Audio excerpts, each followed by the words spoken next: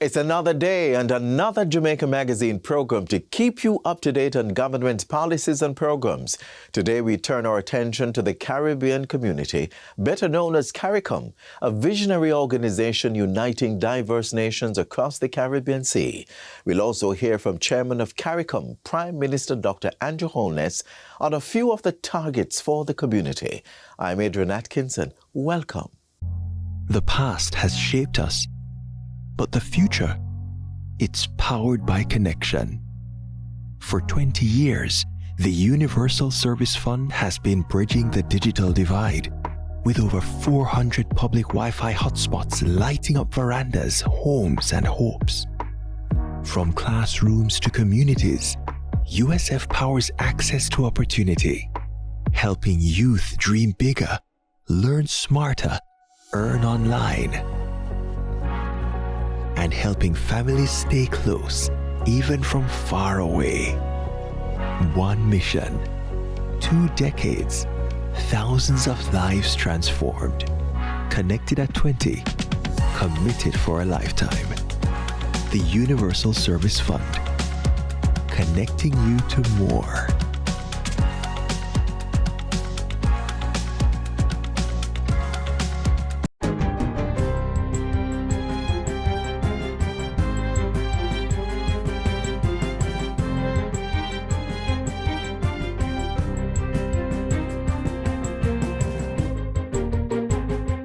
Good day, I'm Theodore Henry, and this is your JIS News for Thursday, July 3, 2025. The House of Representatives has approved the first supplementary estimates for the 2025-2026 fiscal year, increasing the national budget from approximately $1.26 trillion to just over $1.27 trillion. Minister of Finance and the Public Service Favour Williams says it facilitates the allocation of $58.1 billion to ministries, departments and agencies of government. Of this sum, $55.6 billion is to cover additional salaries and allowances agreed with public sector unions. It includes money for advancement along the salary bands for eligible central government employees, along with arrears and new rates payable for extra hours worked. This supplementary also takes into consideration the $1.1 billion for the 3% subsidy on residential electricity usage as expenditure in the central government expenditure budget, and $1.4 billion for the acquisition of 110 buses for the rural school bus service. Legislation to modernize Jamaica's motor vehicle registration and certificate of fitness system was passed in the lower house of Parliament on Tuesday. The Road Traffic Amendment Act 2025 was piloted in the House by Minister of Transport, Darrell Vaz. He says the amendments are part of the government's broader initiative to streamline processes for efficiency and economic development, dubbed SPEED. The bill is being passed now to align with the government's broader initiative to enhance administrative efficiency and modernize road user management. It primarily resolves inefficiencies associated with a paper-based system and facilitates smoother and more robust interagency data sharing. In this regard, the bill provides for electronic issuance of fitness and registration certificates. The development phase of the technology upgrade is now complete, with implementation set for July 21, 2025. Under the updated measures, newly purchased vehicles receiving fitness certification for the first time will have that certification valid for 5 years. Vehicles that are 10 years old or less will be certified for 3 years, while those older than 10 years will require annual fitness certification. Motorists will also have the option to renew their motor vehicle registration for up to 2 years. Minister Vaz adds that the shift away from physical decals and paper documents reflects global trends and reduces administrative costs. The removal of the requirement to affix physical license decals to motor vehicles and physically presenting fitness and registration certificates upon demand to a constable will result in the removal of the penalties associated with the current requirements. Consequently, a driver will not be penalized for not providing documents related to motor vehicle registration and fitness for inspection, and as such, the related offence expressed subsection 3 of the Principal Act is removed. The government is moving to restructure how the most vulnerable receive much-needed social assistance with the introduction of the Solidarity Program. Speaking in Parliament on Tuesday, Labour and Social Security Minister Praedial Charles Jr. said the program was built on a strategic inclusion framework focused on fairness and equity. More than 50,000 Jamaicans will each receive a $20,000 grant, but unlike previous assistance programs, it will not be done on a first-come, first-served basis. While that method has served many programs well in the past, the Solidarity program, which is unique, is a fundamentally different kind of intervention. It is specifically designed to correct historical patterns of systemic exclusion. If we were to use a speed-based open access model, what it would do is it would be very efficient, but it would also inevitably leave out those persons who are least connected, who don't have internet access, who don't have the capacity, whether it is through low literacy or where they're living. They may be in social isolation. Among the priority groups are the elderly without support, youth not in school or work, and persons with disabilities. Informal workers, medically indigent individuals, disaster-affected small businesses, and Jamaicans without birth certificates are also set to benefit. And as a major step toward modernizing service delivery, the Solidarity program will be the first to use Gov Payout, a new digital platform designed to make government payments faster and more secure.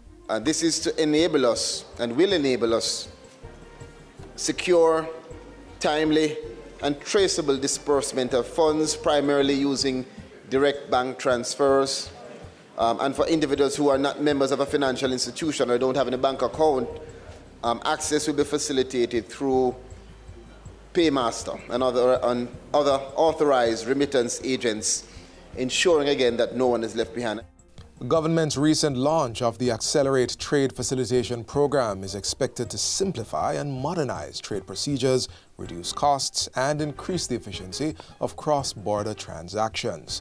The United Nations Conference on Trade and Development, UNCTAD program, is being spearheaded by the Ministry of Industry, Investment and Commerce as part of the country's ongoing trade reform agenda. As Jamaica's business ministry and as the lead ministry for trade facilitation coordination, the MIIC has and continues to champion strategic initiatives to improve the ease of doing business, cutting red tape at both at and behind the border. The program also involves the rollout of the Trade Facilitation Reform Tracker, which will support the monitoring, management, and coordination of trade-related reforms across government.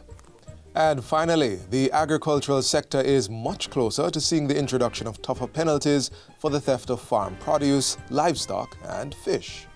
This after the Senate approved amendments to the Praedial Larceny Prevention Act on Friday that will strengthen penalties under certain pieces of legislation. These include the Trespass Act, the Malicious Injuries to Properties Act, Unlawful Possession of Property Act, and the Country Fires Act. Minister of Foreign Affairs and Foreign Trade, Senator Kamina Johnson-Smith, piloted the bill in the upper house. She says the changes support the government's broader efforts to boost the agriculture sector, stressing that Praedial larceny continues to be a major deterrent for farmers and must be addressed with urgency. New offenses, including robbery and setting fire to crops, have also been added among measures to expand agricultural wardens' authority to confront farm-related crimes. The intention is not just to train and appoint new wardens, but we're empowering them to be able to do the important work of monitoring and enforcement that is needed to protect our farmers. The legislation was previously approved in the House of Representatives on June 17.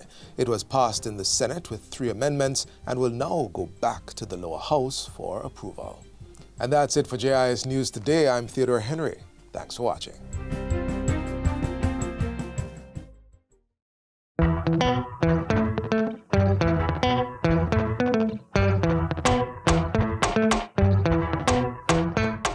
Hurricane straps help keep your roof secure during heavy winds. Strappy's advice: make sure your home is secure. Strap down your roofs to withstand the wailing winds of hurricanes and other major storms. Don't wait until it's too late. It's a very simple thing. It is inexpensive and it doesn't require much technical know-how to do it. Strap down your roof now. Save yourself a world of hurt later.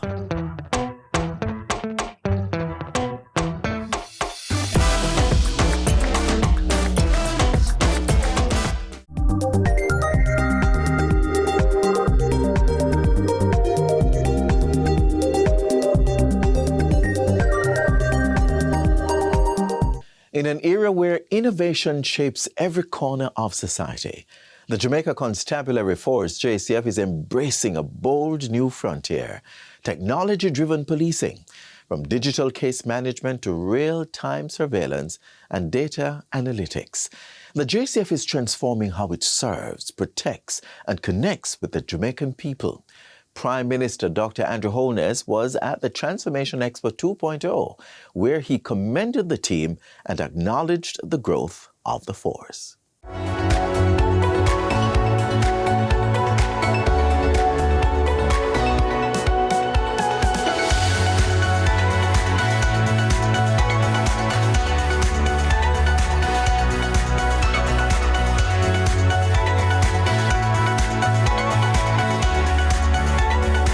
One thing is clear, that the JCF has now fully internalized and mainstream technology.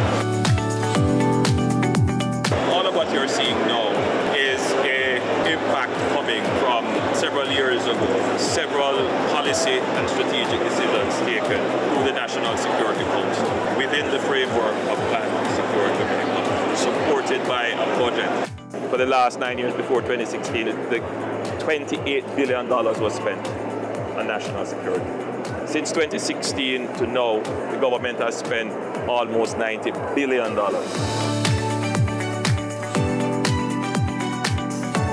We have invested in technology, which is a display here, but more importantly, we have invested in leadership and doctrine. So we have invested in the training of a cadre of leaders of not just the JCF, but in the military and in customs and in MOCA. And they have a particular doctrine, and that doctrine rests upon excellence.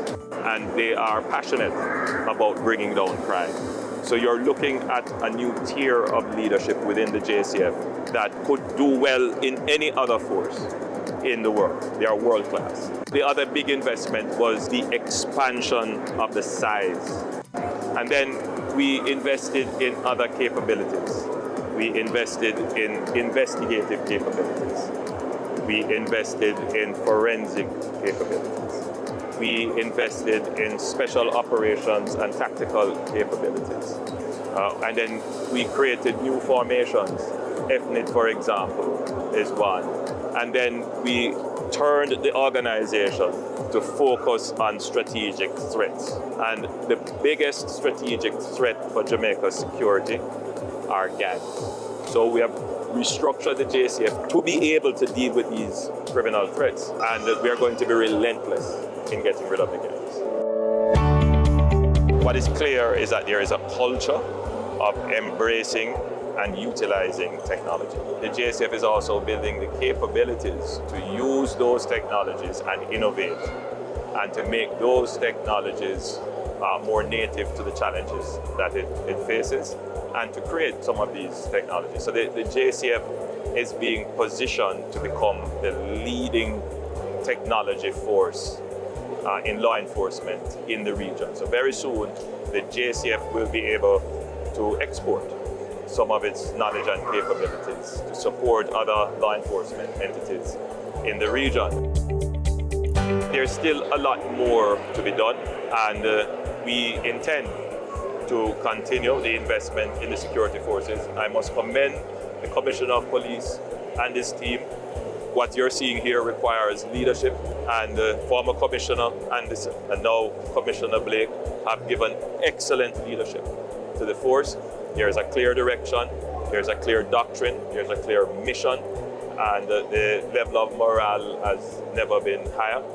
And now it's important to build the connection with the public, to ensure that every action they take, the people of Jamaica will appreciate it, will understand what they're doing, and will feel safe. And once that is in place, then you're on your way to building a very peaceful society.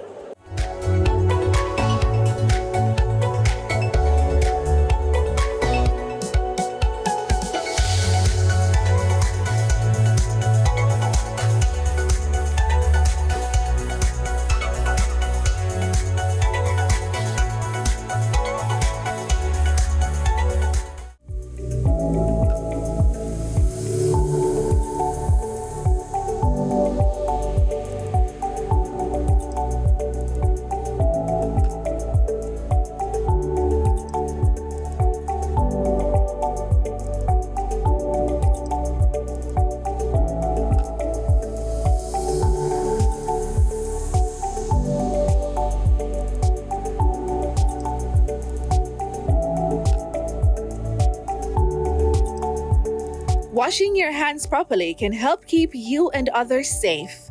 Remember to wash often, especially before eating or touching your face.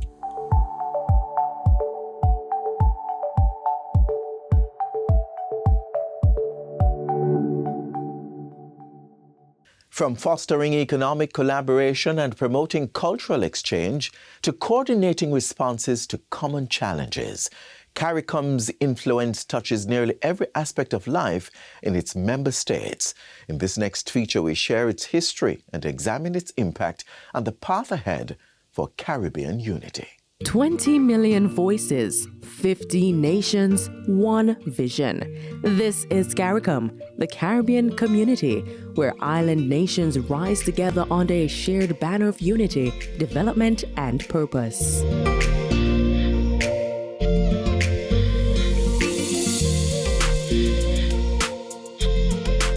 Established in 1973 in Chaguaramas, Trinidad and Tobago, CARICOM emerged from the dream of a united Caribbean, where small island states stand together by joining forces.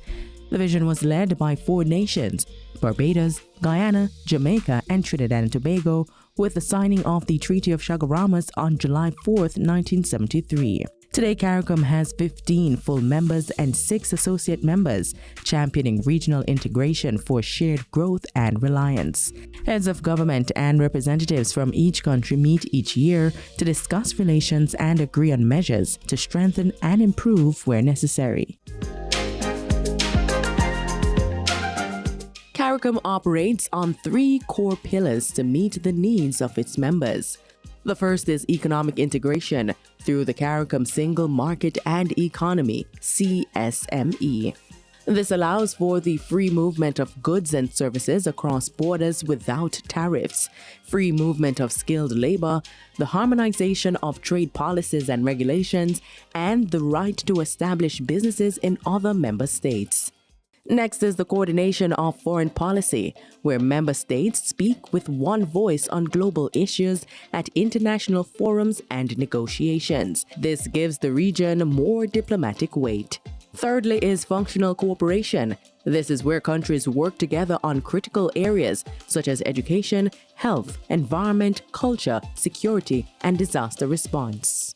This is Jamaica. This is our land. We have our future. As a founding member, Jamaica plays a key role in the CARICOM movement, shaping policies, supporting trade, and promoting regional development. Through CARICOM's Single Market and Economy, Jamaica supports the free movement of goods, services, and capital. Jamaican businesses also benefit from access to a wider regional market, while local industries continue to attract investment and talent from across the community. Under the free movement provisions, Jamaican nationals benefit from the right to work in other CARICOM states once certified under agreed qualifications. Likewise, Jamaica hosts several professionals from across the region, contributing to mutual development. On the diplomatic front, Jamaica helps to amplify the collective voice of CARICOM, championing issues like climate change, trade equity, debt relief, and regional security on the global stage. And in culture, Jamaica's global influence in music, sports, and the arts is a source of pride across the region, reinforcing a shared Caribbean identity and pride. Like many small states, CARICOM nations face shared challenges, from climate change to economic shocks, hurricanes to global health crises and regional security. But together, CARICOM provides a coordinated response to build resilience. As the region looks ahead, CARICOM is embracing the future with initiatives in digital transformation, climate resilience, and youth development, standing proud as one community, one voice, one Caribbean.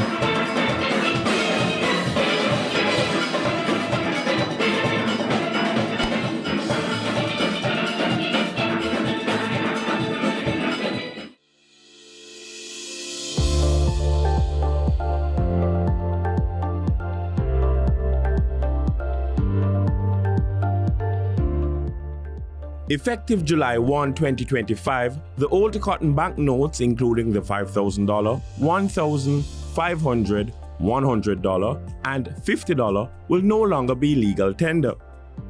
This means you will not be able to use them for purchases or other cash transactions. But don't worry, the Bank of Jamaica will continue to redeem these notes at face value indefinitely. Going forward, use the new polymer banknotes that have been in circulation since June 2023. These include the $5,000, the $2,000, $1,000, $500, $100, and $50 notes, along with the $20, $10, $5, and $1 coins.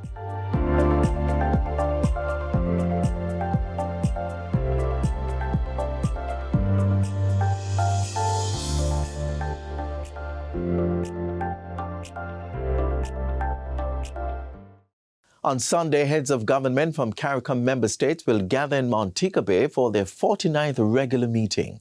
It will be a time to address challenges, forge partnerships, set targets to be achieved, and chart the way forward. As chairman of CARICOM, Prime Minister Dr. Andrew Holness welcomes our visitors and shares his vision for the community. Take a look.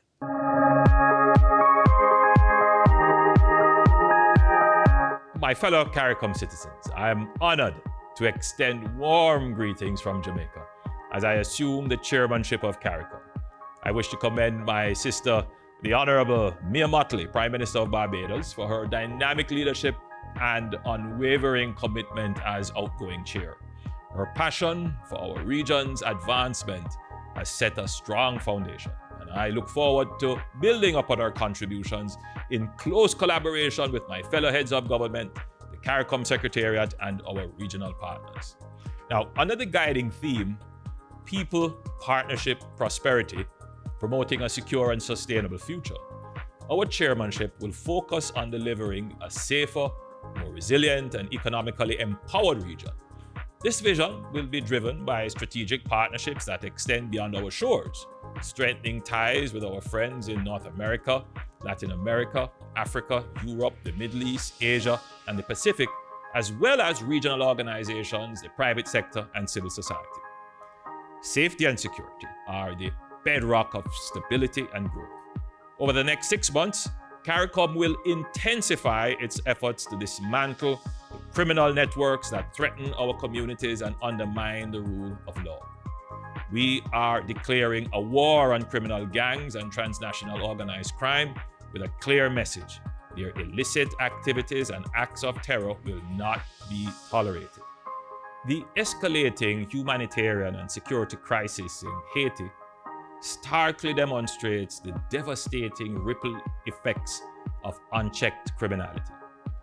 In this context, the 49th regular meeting of the Conference of Heads of Government, which Jamaica will proudly host in Montego Bay from July 6th to 8th, will include a high-profile security expo focused on comprehensive, collaborative approaches to crime fighting, emphasizing intelligence sharing, border security, and strategic enforcement. Now, as the world grapples with increasingly complex challenges, from climate change, economic shocks to geopolitical instability, our region must build greater resilience. This means advancing the CARICOM single market and economy to secure self-reliance and protect our economies from global disruptions. We will accelerate efforts to achieve full free movement within the region, supporting trade, investment, and economic integration. At the same time, our Vision 25 by 2025 initiative will remain a priority as we work to ensure food and nutrition security by empowering our agricultural sectors to eat what we grow and grow what we eat. In a world increasingly defined by rapid technological change, CARICOM must embrace the transformative potential of digital technologies, including artificial intelligence, to drive economic growth, enhance public safety, and improve the quality of life of our people. As we advance the regional digital development strategy, we will prioritize digital literacy, cybersecurity, and innovative solutions that can streamline governance, improve healthcare, and expand educational opportunities. We will work to ensure that AI and other emerging technologies are harnessed in ways that align with our values, promoting inclusion, fairness, and data privacy. This is not just about keeping pace with global trends, but more so about empowering our people to compete and thrive in the digital age. As I address you, we have entered the Atlantic hurricane season, the unpredictability and intensity of which has significantly increased over time due to climate change. As small island developing states on the front line of climate change, CARICOM must remain a vocal advocate for climate justice. We will continue to press the international community to deliver on climate finance commitments, ensuring our nations can adapt to intensifying climate impacts. We will also focus on sustainability and energy security, advancing the regional energy security roadmap and strategy, unlocking the full potential of our economies. Health cooperation, human capital development, and improved air and maritime connectivity remain vital to our regional agenda. We will also continue to advocate for reparatory justice, recognizing the ongoing impact of historical injustices on our societies. CARICOM's distinction as the oldest surviving integration movement among developing countries is worthy of celebration and commendation. It is a reminder that we are stronger together, capable of overcoming adversity and achieving great progress. We must continue to be the voice of reason, balance, and consensus in a world fraught with insecurity, instability, and uncertainty. As we embark on this new chapter, let us remain united, resilient, and forward-looking, drawing inspiration from our shared achievements as we shape a brighter, more secure, and prosperous future for all. United in purpose, determined in action, this is the CARICOM way. Thank you, and may God bless our community.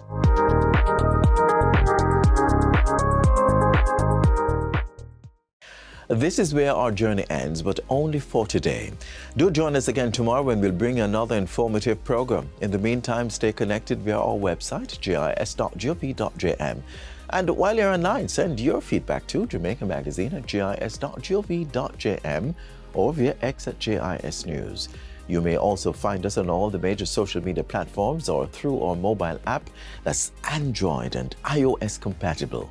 On behalf of the entire production team, I'm Adrian Atkinson. Walk good.